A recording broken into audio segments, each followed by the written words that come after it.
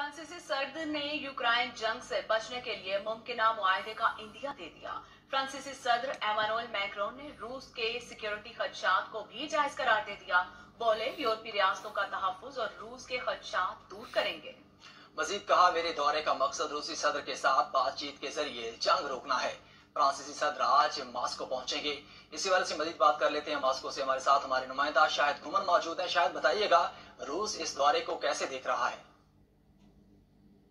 जी बिल्कुल, यूक्रेन तनाज़ा के पेश नजर फ्रांसीसी सदर एमानुएल मैक्रोन आज सदर पुतिन से मुलाकात के लिए मास्को आ रहे हैं। फ्रांसीसी सदर का दौरा रूस बड़ी अहमियत का हामिल समझा जा रहा है। उन्होंने रूस आने से कबल अपने एक बयान में कहा है कि उनके ख्याल में यूक्रेन में जंग से बचने के लिए मुआहदा मुमकिन है, जबकि रूस का अपने सिक्योरिटी तहफ़्फ़ुज़ात को उठाना जायज है। सदर मैक्रोन ने एक नए तवाज़ुन पर जोर दिया है जो यूरोपीय रियासतों का तहफ़्फ़ुज़ और रूस के खदशात को दूर करेगा। उन्होंने कहा कि सदर पुतिन के साथ उनकी बातचीत मुमकिन तौर पर जंग रोकने के लिए काफी होगी और सदर पुतिन वसी तर मसाइल पर बातचीत के लिए तैयार होंगे।